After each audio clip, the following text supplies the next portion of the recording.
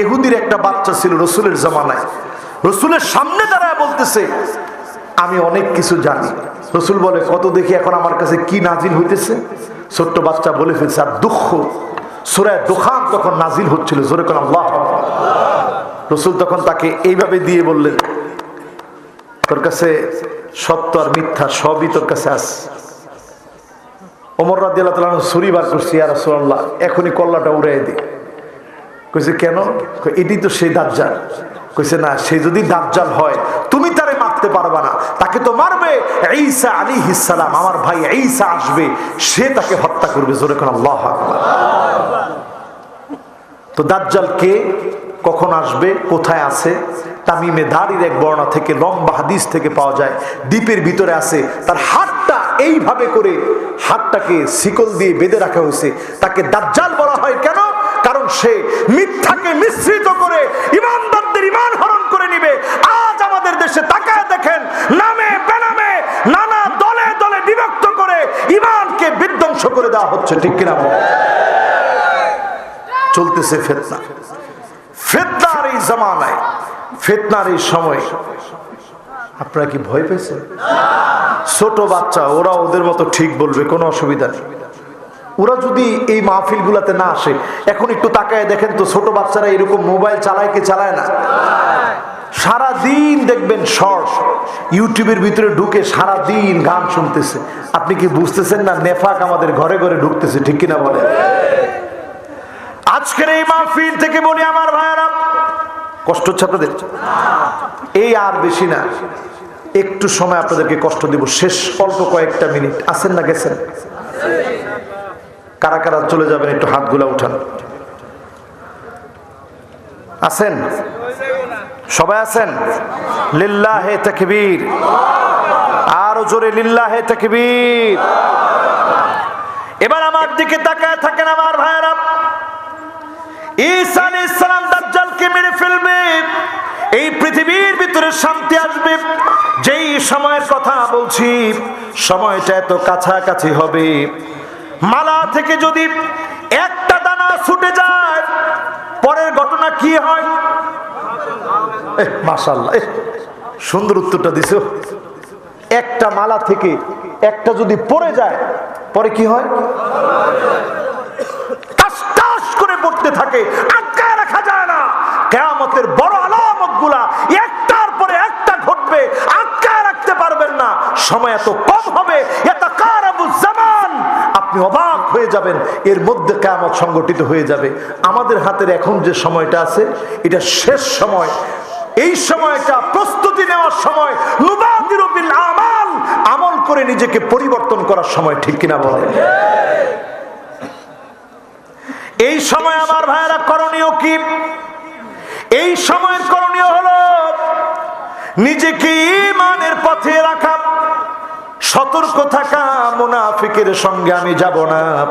কিয়ামতের আগে দেখবেন নবী আলাইহিস সালাম বলেছেন ছোট আলামত এটি, লা তাকুমুস সাআত, ততক্ষণ কিয়ামত হবে না ইল্লা আলা হুসালাতিন মিনান নাস, খারাপ লোকদের কাছে নেতৃত্ব চলে যাবে, সমাজের নেতৃত্ব দিবে খারাপ লোকেরা, বাজে লোকেরা, বেনামাজি, লুটেরা, গুন্ডা, বদমাশ, তারা নেতৃত্ব দিবে, ঠিক কিনা বলে? কি ঠিক? এটা রাসূলের একটা হাদিস শুনাইলাম, ঠিক পাইছেন কি? আসলে কি ঠিক? কোনো মিস আছে? হুসালাতিন মিনান নাস, সমাজের সবচেয়ে নিকৃষ্ট লোক ক্ষমতায় থাকবে, ঠিক কিনা বলে? ক্ষমতার চেয়ারে তারা আদিষ্ট থাকবে, মানুষকে নেতৃত্ব দিবে ওই লোকেরা যারা সমাজের নিকৃষ্ট লোক হবে, ঠিক কিনা বলে? এখন আমি যদি প্রশ্ন করি, যদি এলাকার সবচেয়ে বড় আলেমকে আপনারা নির্বাচিত করতেন, এরকম হয়নি বাংলাদেশে? একজনে কইছে হয়। যদি হয় তাহলে আঙ্গুলে গোনা যায় আর কি, একজন, দুইজন, তিনজন, চারজন।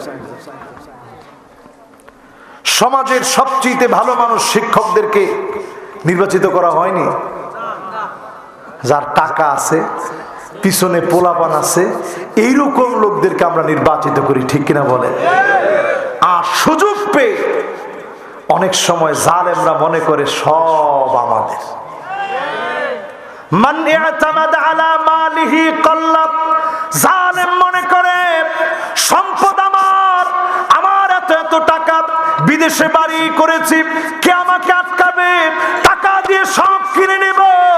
জালেমরা যখন এমন মনে করবে, এই টাকাই জালেমদের কাল হয়ে যাবে।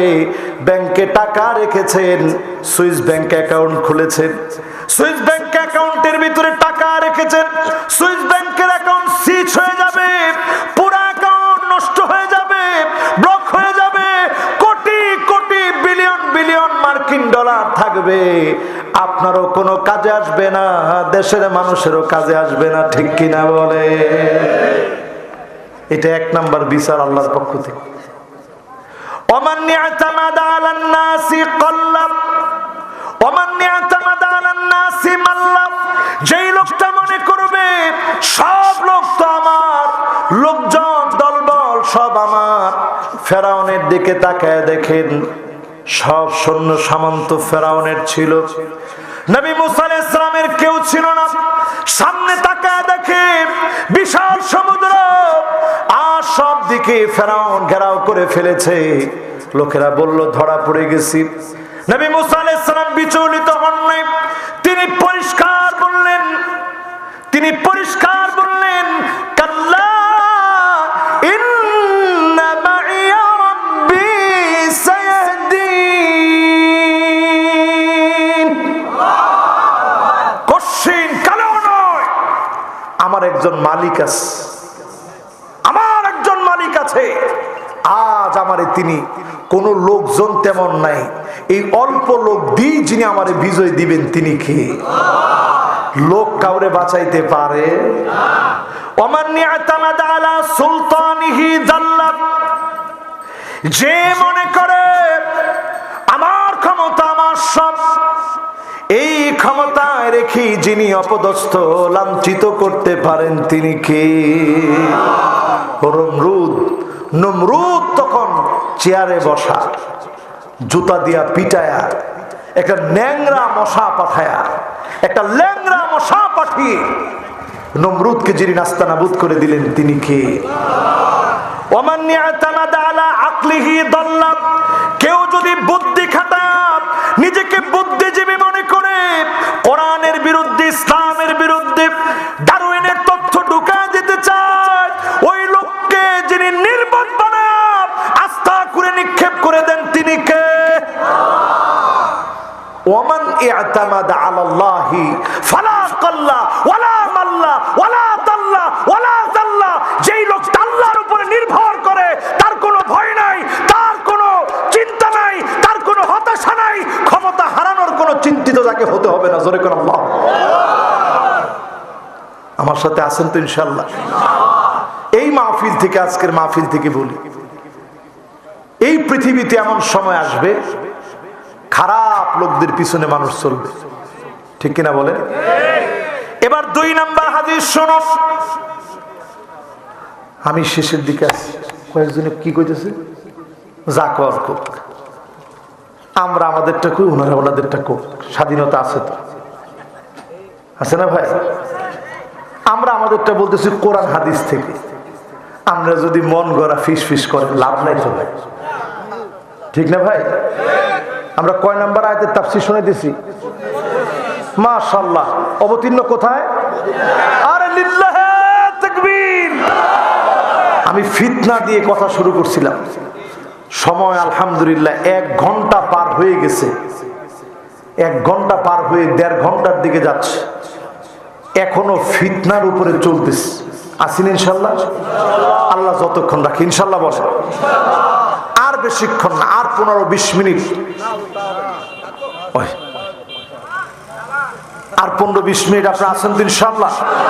মুরব্বী ছাড়া কোনো একজন যুবক করতে চাইলে আমরা আদর করে মহব্বত করে বলবো, যুবক তোর জন্যই তো আজকের ওয়াজ, বসাই দিতে পারবো না ইনশাআল্লাহ?